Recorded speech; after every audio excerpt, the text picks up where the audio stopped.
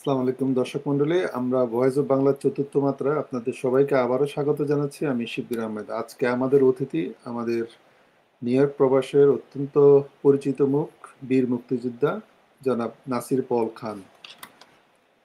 জনাব নাসির পল খান, আপনাকে voice of বাংলার চতুর্থ মাত্রায় স্বাগত জানাচ্ছি। ধন্যবাদ আপনাকে আমাকে আমন্ত্রণ জানানোর জন্য। অত্যন্ত আনন্দিত। তো যেহেতু আপনি একজন বাংলাদেশি, দীর্ঘদিন ধরে নিউ ইয়র্ক প্রবাসে আপনি বসবাস করছেন, আপনার কাছে আমি প্রথমে যে বিষয়টা জানতে চাই সেটা হলো যে আপনি এই যে আপনার নামের সাথে একটি বীর মুক্তিযোদ্ধা জড়িত। আপনি কিভাবে মুক্তিযুদ্ধ শুরু করেছেন এবং কিভাবে মুক্তিযুদ্ধ আপনি সংগঠিত করেছেন, সেই সেই সময়কার যদি কোনো স্মৃতি আমাদেরকে যদি একটু জানান। জি, ধন্যবাদ। অত্যন্ত গুরুত্বপূর্ণ প্রশ্ন আমার জীবনের। একটা বিশেষ অংশ আমার জীবনের। যখন মুক্তিযুদ্ধ শুরু হয় তখন আমি ঢাকা বিশ্ববিদ্যালয়ে প্রথম বর্ষের ছাত্র। কেবল ইউনিভার্সিটিতে আমরা পা রেখেছি। আমি ফার্মেসি ডিপার্টমেন্টের ছাত্র ছিলাম। বঙ্গবন্ধুর আন্দোলন যখন শুরু হলো 7ই মার্চে আমি ফজলুল হক হলের ছাত্র ছিলাম সায়েন্সে। সেখান থেকে আমরা ওনার বক্তৃতা শুনতে রেসকোর্সে আসলাম, হাতে এই লাঠিসোঁটা নিয়ে, বাঁশ নিয়ে। তো সেই 7ই মার্চের তার সেই বক্তৃতায় ইতিহাস যে সৃষ্টি করলো, তার একজন অংশীদার হিসাবে আমি সারা জীবনই গর্ববোধ করি।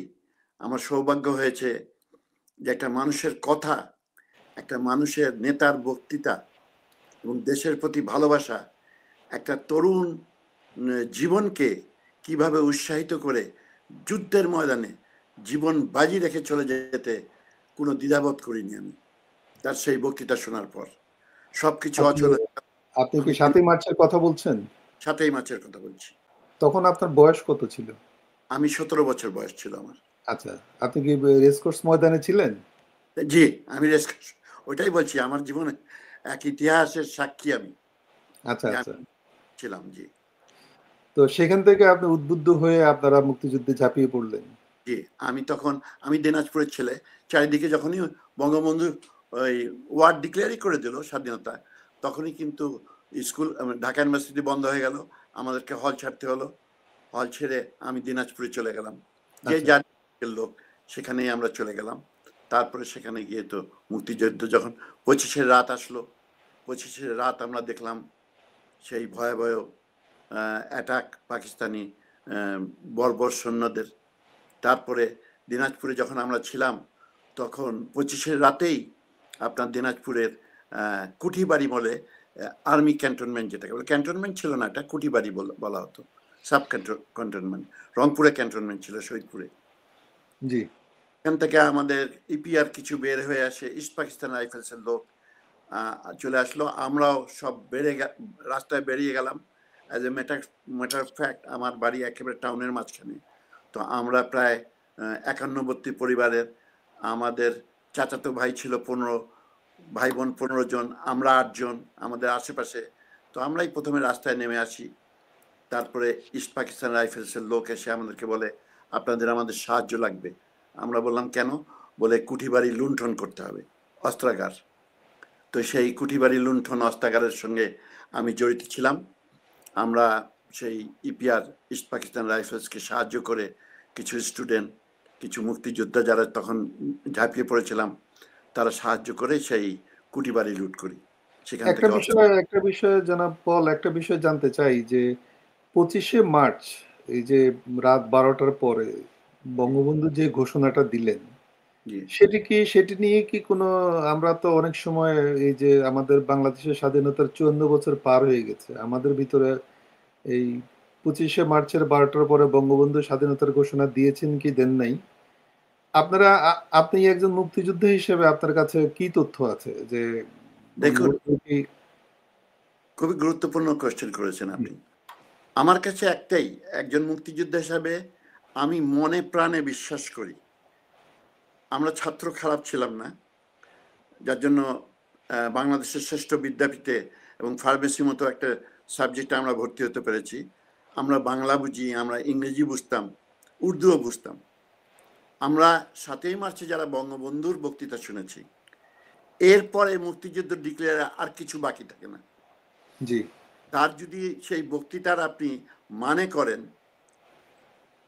সেই মানেটাকেই আপনার বোঝা যায় যে উনি আমাদেরকে প্রস্তুত হতে বলেছেন আজ থেকে কলকারখানা বন্ধ, হ্যাঁ, কোর্ট কাছারি বন্ধ, আপনারা ট্যাক্স দেবেন না।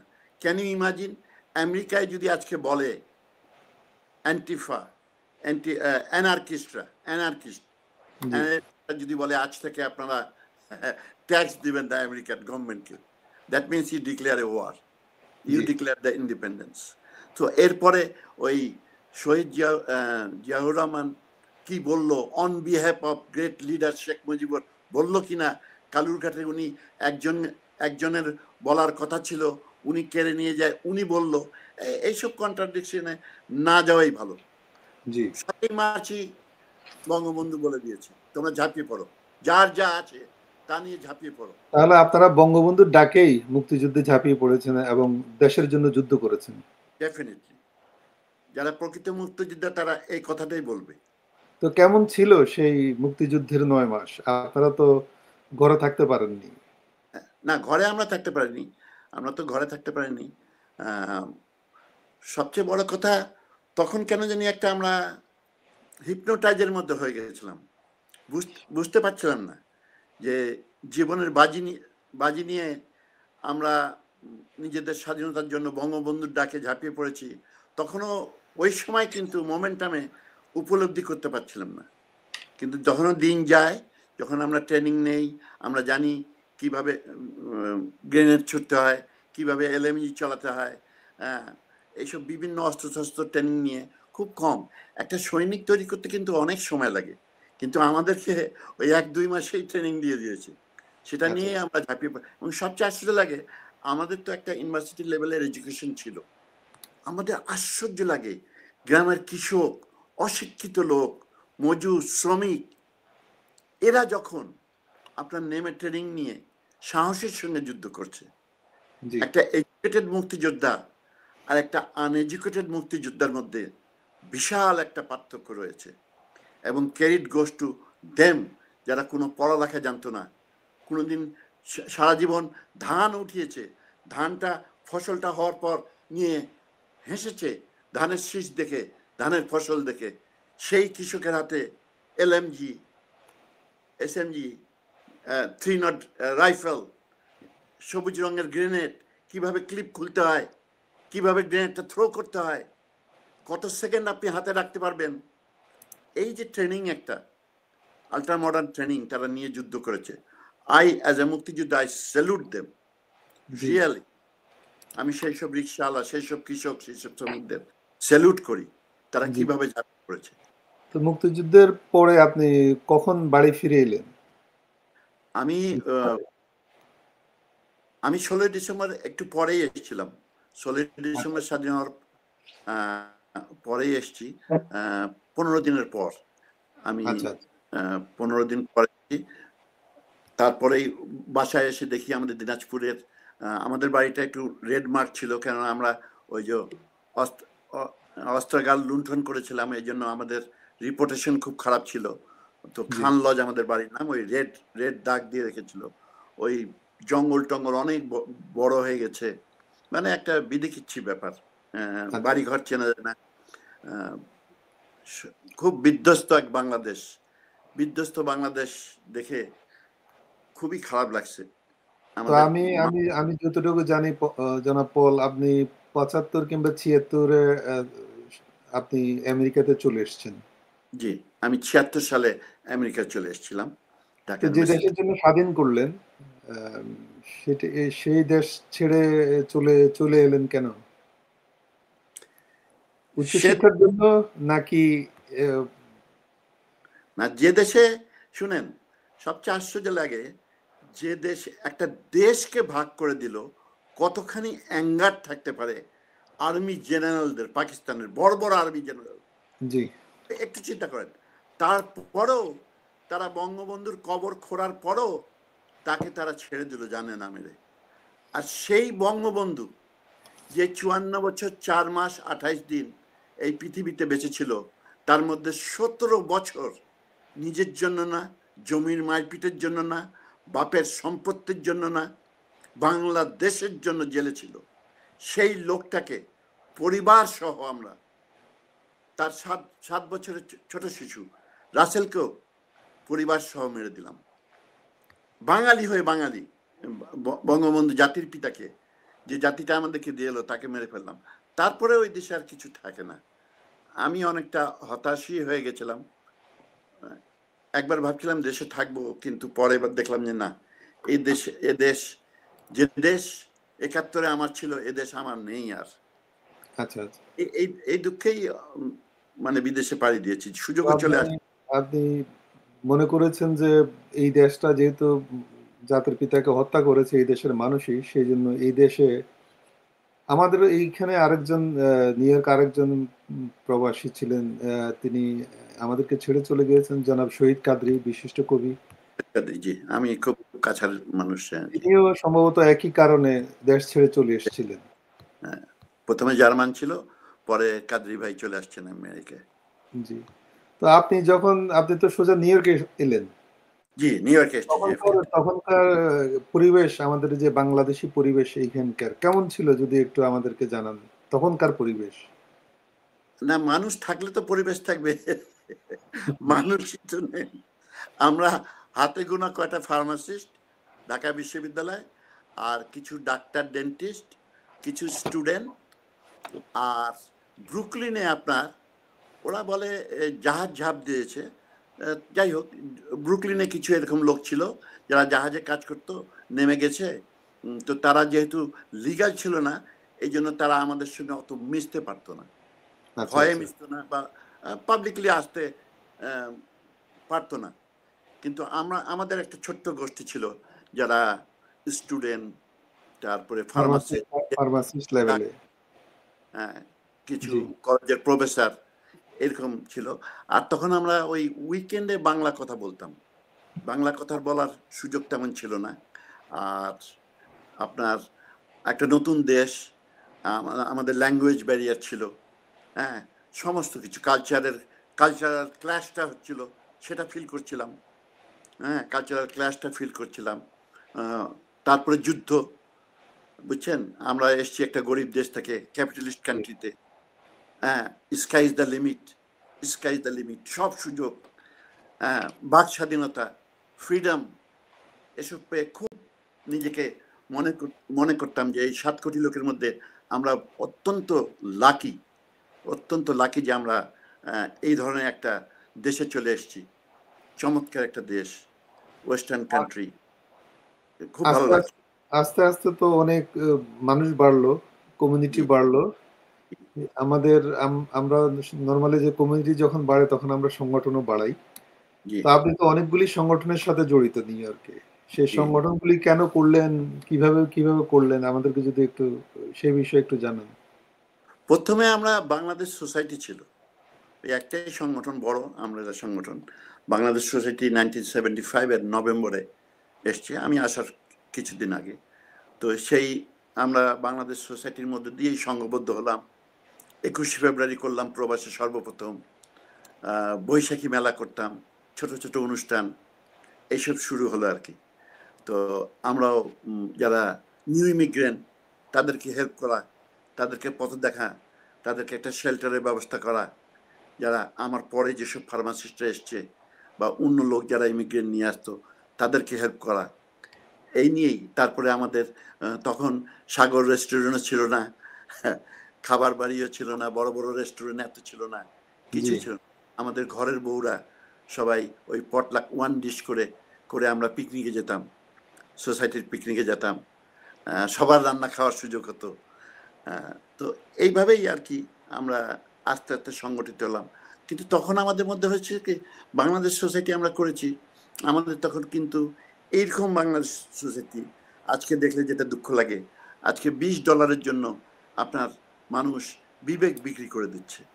আপনারা ভোট কিনছেন, $20 বিনিময়ে মানুষ ভোট দিচ্ছে আপনাকে বিবেক বিক্রি করে, তারপরে যার টাকা সেই নির্বাচিত হচ্ছেন। প্রকৃত নেতৃত্ব আসছে না। প্রকৃত নেতৃত্ব না আসলে সেখান থেকে প্রকৃত উপকৃত বাঙালি সমাজ যদি অনেক বেড়ে গেছে। নিউ ইয়র্ক শহরে তো মানে আপনার মনেই হয় না যে আমি বাংলাদেশে নেই। আপনি যদি জামাইকা, জ্যাকসন হাইট, ওজন পার্ক, ব্রুকলিন এইসব জায়গায় যান, ব্রঙ্কস, মনেই হবে না আপনি বাংলাদেশ ছেড়ে, মনে হচ্ছে বাংলাদেশে কোনো একটা পাড়ায় আছে। আপনার এত কি মনে হয় যে বাংলাদেশিরা, বাংলাদেশের যে কালচার আমরা নর্মালি করে থাকি, জি, সেই কালচার থেকে আমেরিকায় এসে আমরা নতুন কিছু শিখছি, বা নতুন কিছু শিখার আমাদের আগ্রহ হয়েছে কিংবা হচ্ছে, নাকি আমরা আমাদের যে পুরানো কালচার সেটা নিয়ে পড়ে আছি? এটা খুব ইম্পর্টেন্ট কোয়েশ্চেন করেছেন। কেন আমরা যখন এসছি এদেশে, তখন আমাদের একটা টেন্ডেন্সি ছিল when you are in Rome, be a Roman। আমরা এটা জানতাম।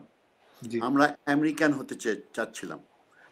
আমাদের ঐতিহ্যকে রেখেই আমরা আমেরিকান কালচারের সঙ্গে ওদের কালচারটাকে, যেহেতু এই দেশে থাকবো, স্থায়ীভাবে বসবাস করব, আমেরিকান ল্যাঙ্গুয়েজটা শেখা, ওদের ভাব ভঙ্গি শেখা, ওদের মেন্টালিটি কি, ওদের সাইকোলজি কি, ওদের কালচারটা কি, ওদের ফুডটা কি, এইসব আমরা শিখতাম। আমরা ব্রডওয়ে শো দেখতে যেতাম, আমরা আমেরিকান গায়কের গান শুনতে যেতাম, আইস স্কেটিং দেখতে যেতাম। কিন্তু পরবর্তীতে যেসব বাঙালি আসলো, এরা এসে করলো কি, ওই এসেই চাচাতো ভাই এয়ারপোর্ট থেকে নিজের গাড়িতে উঠিয়ে নিয়ে আসছে। তখন আমার সময় তো কারো গাড়ি ছিল না, আমরা ট্যাক্সি নিয়ে এসছি বা বাসে করে এসছি জেএফকে এয়ারপোর্ট থেকে বাসায়। তো এই বাংলায় ভাই আত্মীয় যায় নিয়ে এসছে, আবার আসার পর আত্মীয়র বাসায়, বাঙালি বাসায় থাকছে, ওইখানে আরো কয়জন বাঙালির সঙ্গে, বাঙালি পাড়া, আবার চাকরিটা দিচ্ছে বাঙালি রেস্টুরেন্ট বা বাঙালি কোনো সংগঠনে, সেখানে যায় 8 ঘন্টা বাংলা বলছে, বাংলা খাওয়া খাচ্ছে, লাঞ্চ করছে, মানে তারা যেন বাংলাদেশেই আছে। আপনার ঠিক স্প্যানিশ জাতের মতন আমরা হয়ে গেলাম। স্প্যানিশরা 30 বছর আমেরিকায়, হ্যাঁ, কিন্তু ইংরেজি একটা বলতে পারে না। ইংরেজি একটা বলতে পারে না, খালি ওয়েলফেয়ার অফিসটা চিনে, ওই একটাই জিনিস চিনে, ওয়েলফেয়ার। আর জানে আইসিইউ, কিছু রেগে গেলেই বলবে আইসিইউ। ওই স্প্যানিশের জাত আমরা হয়ে গেলাম। আমরা বাংলা নিয়ে মেতে থাকলাম, আমরা আমেরিকান কালচারটার সঙ্গে মিশতে পারলাম না পরবর্তীতে যারা এসছে। এবং এটা আমার মনে হয় খুব ক্ষতি করে দিয়েছে আমাদের। আপনি কি জনাব পাল, আপনি কি মূলধারার রাজনীতির সাথে সম্পৃক্ত হয়েছেন কিংবা হওয়ার ইচ্ছা আছে? না, আমি 44 বছর আমি রেজিস্টার্ড রিপাবলিকান, লাস্ট 44। আর আমি এখানে 2015 সালে আপনার বাংলাদেশ আমেরিকান রিপাবলিকান অ্যালায়েন্স নামে নিউ ইয়র্ক শহরে একটা সংগঠনের জন্ম দেই। আমার সঙ্গে অনেকেই আছেন। এটা রিপাবলিকান পার্টির একটা সংগঠন, ক্লাব। এবং আমরা সেই থেকেই 2016 সালে ডোনাল্ড ট্রাম্পের ইলেকশনের সঙ্গে জড়িত ছিলাম। এবারও নিউ ইয়র্কে আমরা হিস্ট্রি করে দিয়েছি। আগে তো বাঙালির মধ্যে রিপাবলিকান বলাই যেত না। রিপাবলিকান বললে আপনি একটা বেসবলের ব্যাটের বাড়ি খাওয়ার সম্ভাবনা ছিল। কিন্তু এবার এসে আমরা বেশ বড়সড়ভাবে রিপাবলিকান বলতে পারি, আর ভয় নেই। কারণ 95% বাঙালি ডেমোক্রেট করে, বুঝে না বুঝে ওই ডেমোক্রেট করে, বলে এটা গরিবের পার্টি। হয়তো আমেরিকার 80% বিলিনিয়ার এই পার্টি করে। এইসব ইনফরমেশন। যেহেতু আপনি একজন রিপাবলিকান, তো প্রেসিডেন্ট ট্রাম্পের বর্তমান যে কার্যক্রম সেটাকে আপনি কিভাবে দেখছেন, কিভাবে মূল্যায়ন করছেন?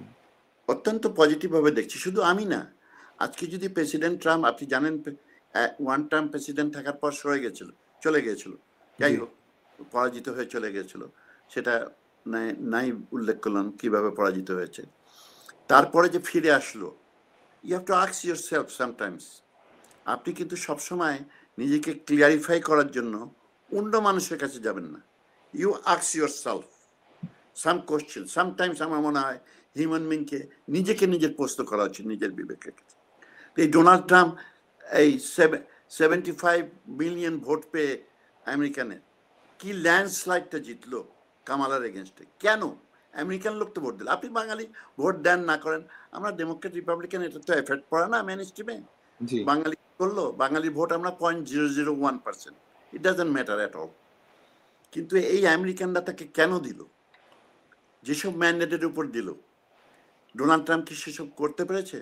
দেখেন, অতি অল্প সময়ের মধ্যে ডোনাল্ড ট্রাম্প যেই বর্ডার দিয়ে 15 থেকে 20 মিলিয়ন ইলিগাল লোক চলে এসছে, এই ডেমোক্রেটরা এদেরকে ইলিগাল বলতেও সাহস পায় না। ইলিগাল লোককে ইলিগাল বলতে সাহস পায় না। যাই হোক, অবৈধকে অবৈধ বলতেই হবে।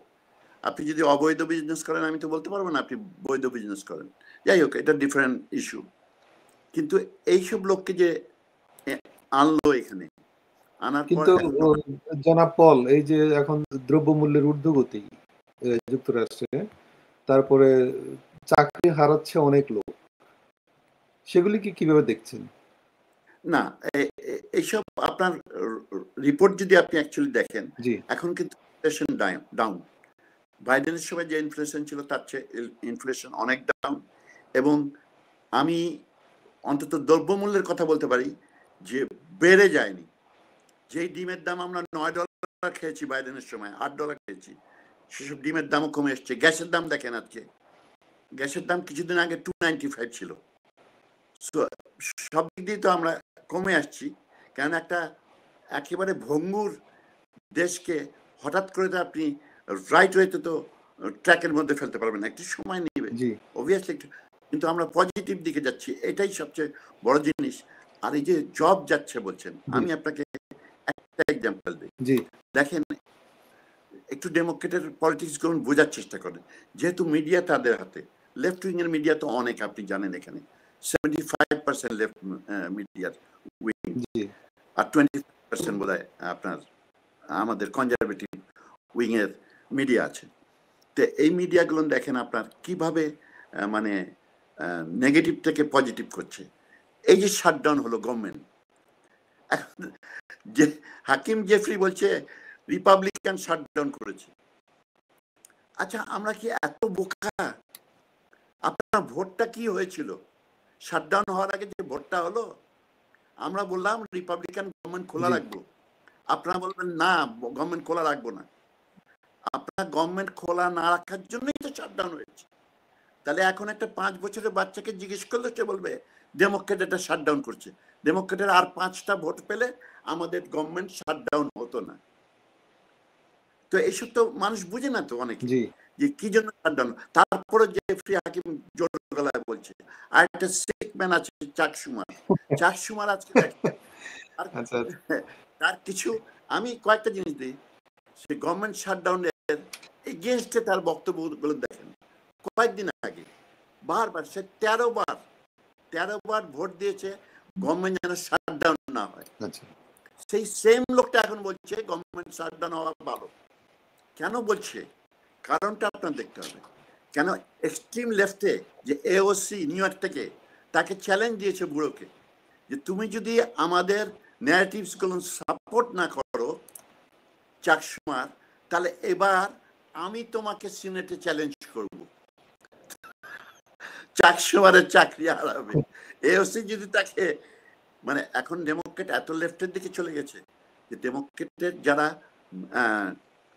সেন্ট্রিস্ট ছিল, সেন্ট্রালে যারা করতো পলিটিক্স সেন্ট্রিস্ট, যেমন বিল ক্লিন্টন, ওবামা, সেন্ট্রিস্টরাও বাধ্য হয়ে, এমনকি জো বাইডেনও বাধ্য হয়ে লেফটের দিকে যাচ্ছে, চাক সুমারও বাধ্য হয়ে লেফটের দিকে যাচ্ছে।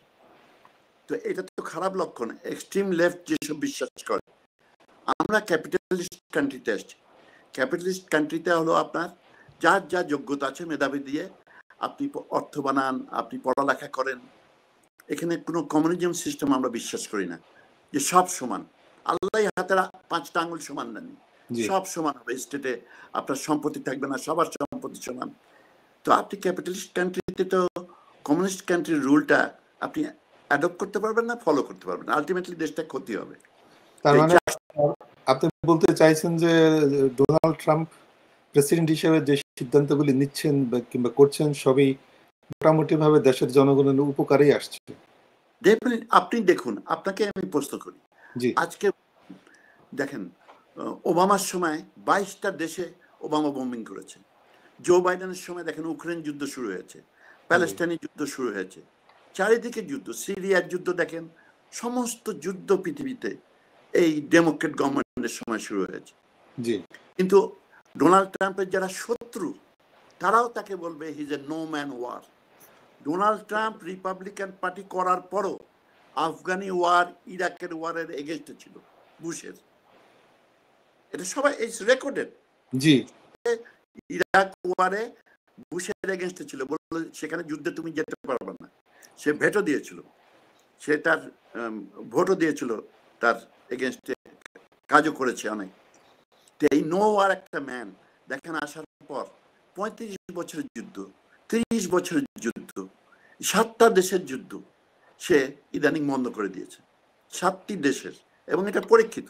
তারপরে দেখেন আজকে কোথায় আমরা দাঁড়িয়ে আছি।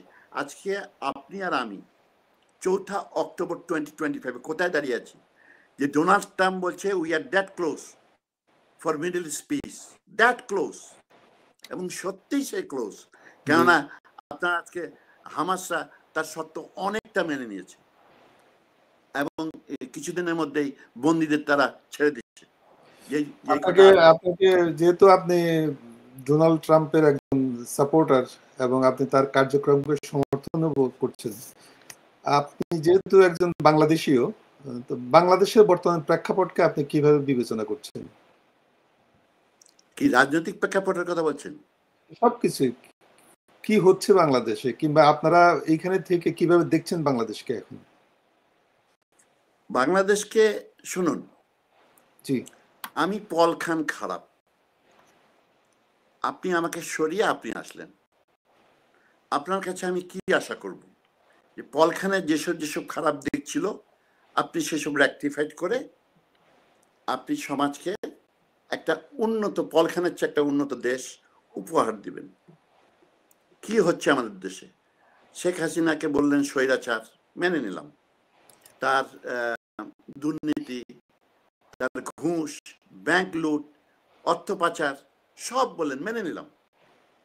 আপনি এসে কি করলেন? দেশটা আজকে কোথায়?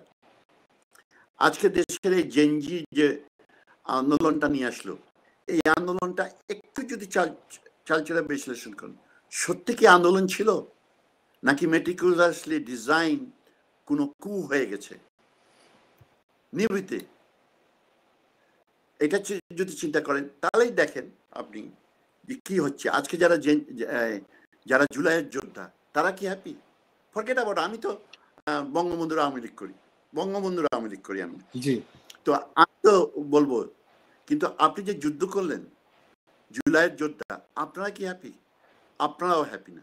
আপনাদের থেকে গুটি কয়টা থাক, তারা ঠিকই এসে পয়সা বানাচ্ছে, তারা গভর্নমেন্টের মধ্যে ঢুকে গেছে। আপনি মেধাবী মেধাবী বলছেন, মেধাবীর আন্দোলন করলেন, আপনি বৈষম্য বিরোধীর আন্দোলন করলেন, বৈষম্য বিরোধী বলে আপনি নিজেই রক্ষক ভক্ষক হয়ে গেলেন, আপনি গভর্নমেন্টের মধ্যে চলে গেলেন। আপনি বৈষম্য চাচ্ছেন, আপনি আপনার কোটা চাচ্ছেন, যারা যুদ্ধ করছে তাদের জন্য কোটা চাচ্ছেন। তো এই ধরনের ফলস ন্যারেটিভ দিয়ে তো একটা দেশ চলতে পারে না। আজকে দেখেন অনেক কোশ্চেন থেকে যায়, 7.62 এই বুলেটটা কোত্থেকে এসছে, আদৌ কি হেলিকপ্টার থেকে গুলি করা হয়েছে, এই নিয়ে প্রশ্ন এসছে। তো এরকম বিভিন্ন ধরনের জিনিস যদি আপনি দেখেন, তাহলে ইউনূস সাহেব আপনি নিয়েছেন, আপনি নোবেল বিজয়ী, আপনার জন্য আমরা গর্বিত। বাঙালি হিসাবে সত্যি আমরা গর্বিত ছিলাম, কিন্তু আপনি দেশটাকে তো সেই দিকে নিয়ে যেতে পারলেন না যেটা দেশবাসী আশা করছিল। আমাদের কথা বাদ দেন, আমরা হয়তো সময় সময় আপনার অ্যান্টি কথা বলি, কিন্তু যারা আপনার ফলোয়ার্স তারাও তো হ্যাপি না, তারাও হ্যাপি হলো না।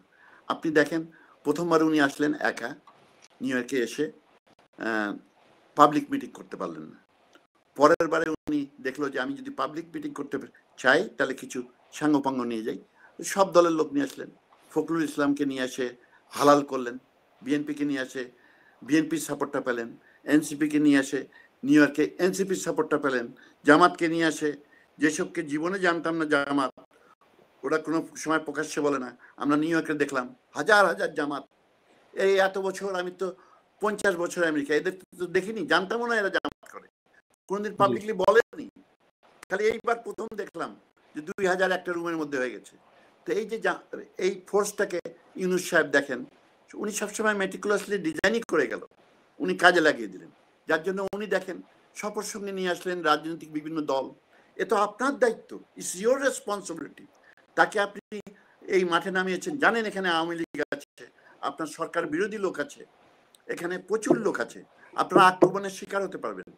আপনি প্রোটোকল নিয়ে স্বার্থপরের মতন একা জিএফকে এয়ারপোর্টে বের হয়ে গেলেন, ফেলে গেলেন আমাদের, আমি দিনাজপুরের ছেলে, আমাদের দিনাজপুরের ফখরুল ভাইকে, ফাগুকার, তাকে এই বৃদ্ধ লোকটাকে একা ফেলে গেলেন, এনসিপির লোককে ফেলে গেলেন, জামাত তার কিন্তু লোককে ঠিকই জনাব অন্য মির্জা ফখরুল যে আসলেন, তিনি কি, আপনার কি মনে হয় উনি কি কাজটা ঠিক হয়েছে বিএনপির জন্য? না, আমার মনে হয় পলিটিক্যালি ওরা এটা ভুল করেছে। আচ্ছা, আমার মনে হয় পলিটিক্যালি ফখরুল সাহেব এবং উনি বুঝতে পেরেছে, উনি এটা এখানে আসার পর বুঝতে পেরেছে, আসার পর উনি বুঝতে পেরেছে যে উনাকে যে মিসইউজ আর অ্যাবিউজ করে ফেলছে ডাক্তার ইউনূস, এবার মিটাকলিস্টলি ডিজাইন তার উপর কাজ করেছে, এটা ফখরুল ভাই উপলব্ধি করতে পেরেছে। জনাব পল, এবং তাহলে আপনি তো একজন রাজনীতিবিদ, আপনি বাংলাদেশের রাজনীতি নিয়ে আপনি সচেতন, আবার এই দেশের রাজনীতিতে আপনি সচেতন, মানে সক্রিয়ভাবে জড়িত। মোটা দাগে যদি জানতে চাই, বাংলাদেশের বর্তমানে আপনি এই আজকে 4 অক্টোবরে দাঁড়িয়ে কেমন দেখছেন বাংলাদেশের ফিউচার? আমার সত্যি অনেস্টলি বলি, আমার এখনো সন্দেহ হয় ফেব্রুয়ারিতে ইলেকশন হবে কিনা। আচ্ছা, এটা এটা আমার gut feelings, this is my gut feelings, ফেব্রুয়ারিতে হবে কিনা। তবে একজন বাংলাদেশি যেহেতু আমার নারীপুতা, আমি মনে প্রাণে বিশ্বাস করি যে বিএনপি বা যেই হোক, একটা সরকার যদি চোরও হয়, ইলেকশনের মধ্যে দিয়ে বাংলাদেশে একটা সরকার গঠিত হবে এবং পার্লামেন্টে 300 লোক থাকবে, আমাদের প্রতিনিধি থাকবে, যারা তর্ক বিতর্কের মধ্যে দিয়ে বাংলাদেশ চালাবে। তারা যদি চোরও হয়, তবুও বাংলাদেশে ইলেকশন দরকার এই মুহূর্তে।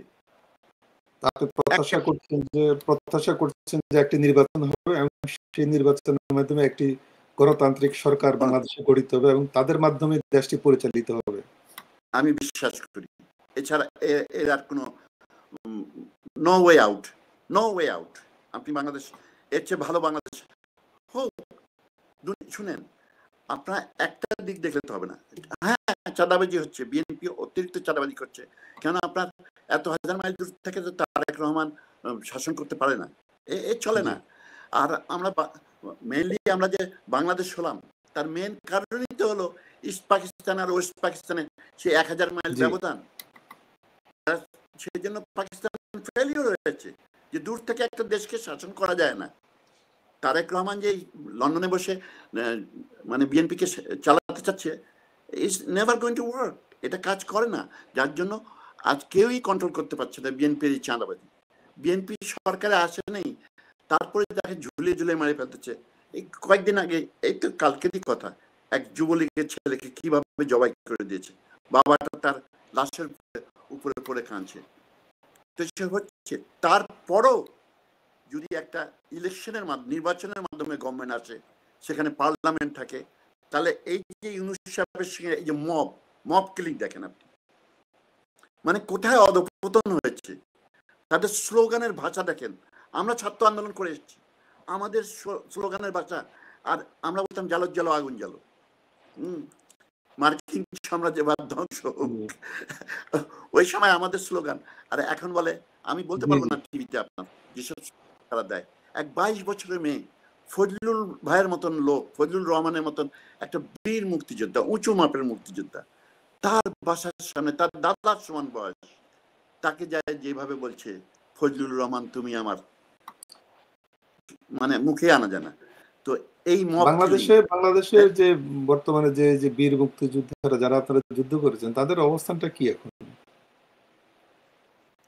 তাদের অবস্থান, তাদেরকে তো জুতা পিটা করা হচ্ছে, জুতার মালা দেওয়া হচ্ছে। হ্যাঁ, তাদের অবস্থা আর কি বলবো। এরকম বাংলাদেশ যে তারা বেঁচে থাকে দেখবে, আমার মনে হয় সব তারা কেউ ভাবে না, না। আপনি তো শেখ হাসিনার বিরোধী আন্দোলন করলেন, কিন্তু মুক্তিযোদ্ধারা কি করলো সেটা যদি জানতে চাই আপনার কাছে।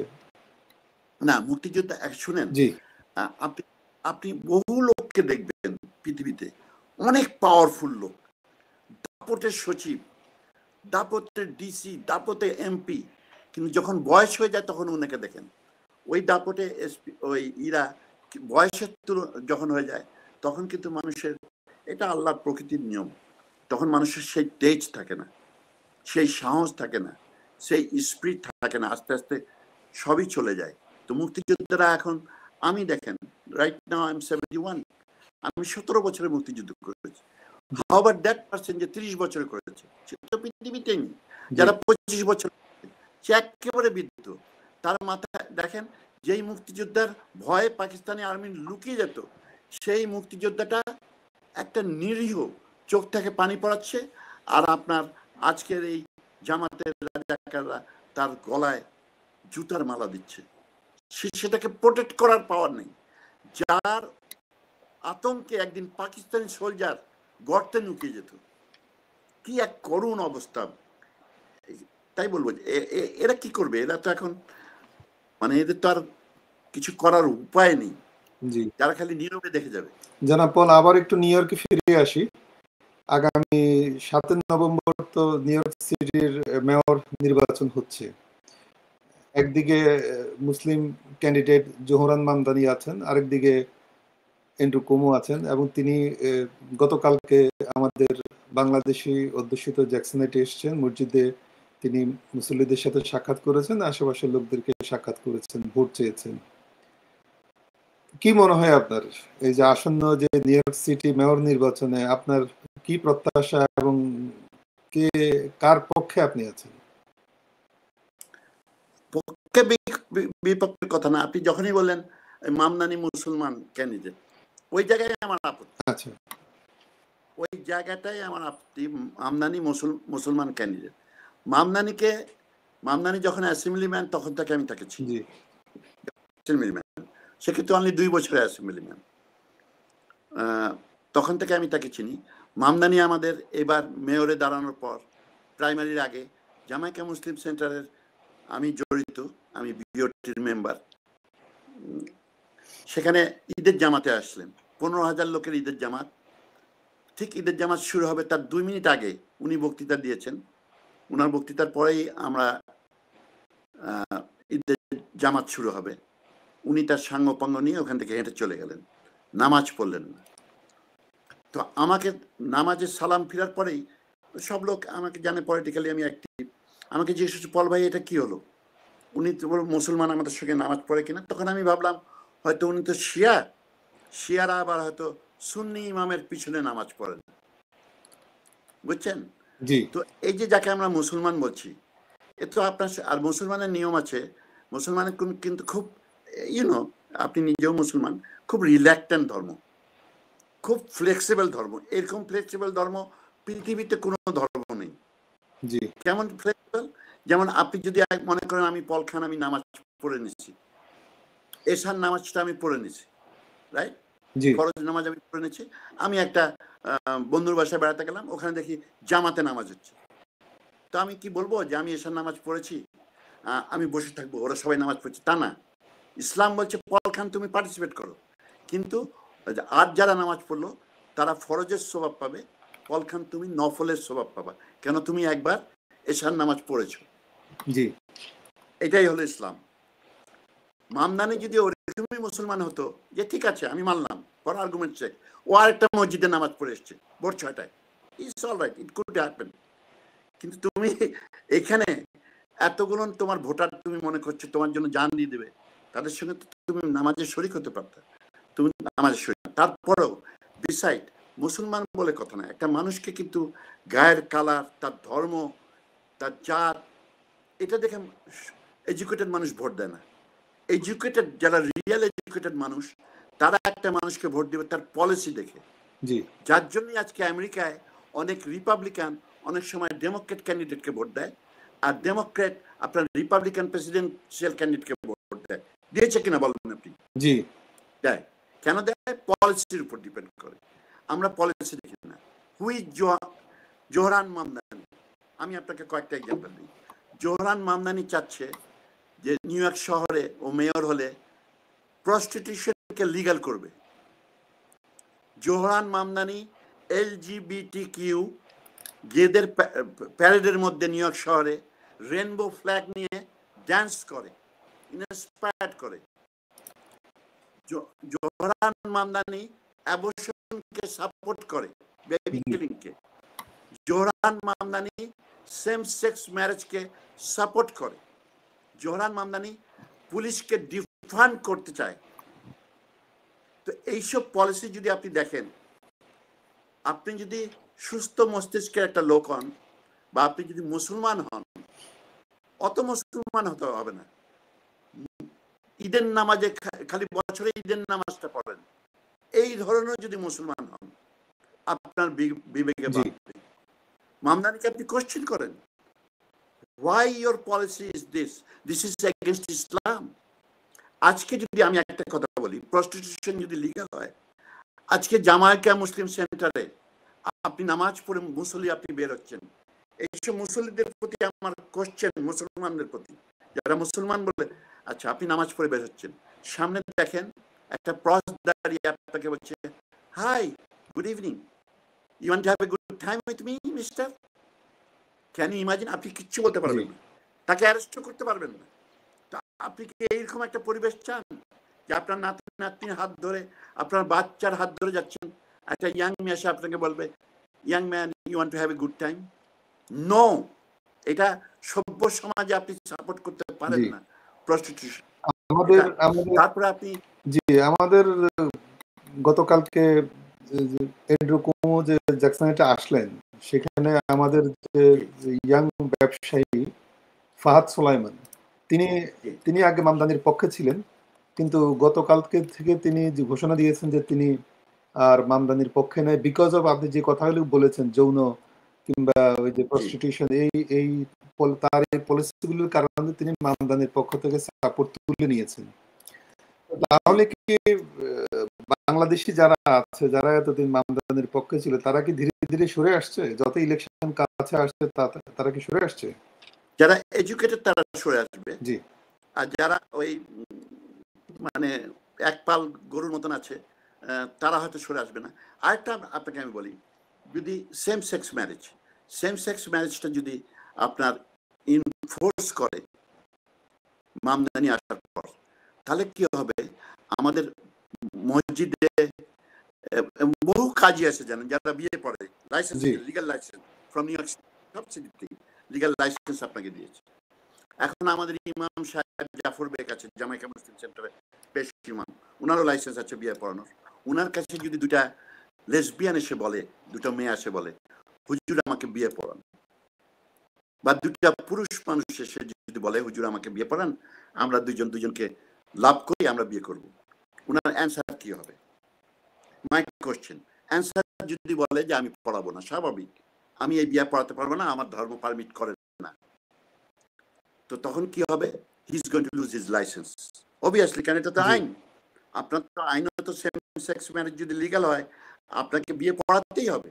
You have the licence, we give you licence to perform. তখন আপনি না বলবেন। আপনি যখন না বলবেন, কনসিকুয়েন্সগুলো দেখেন।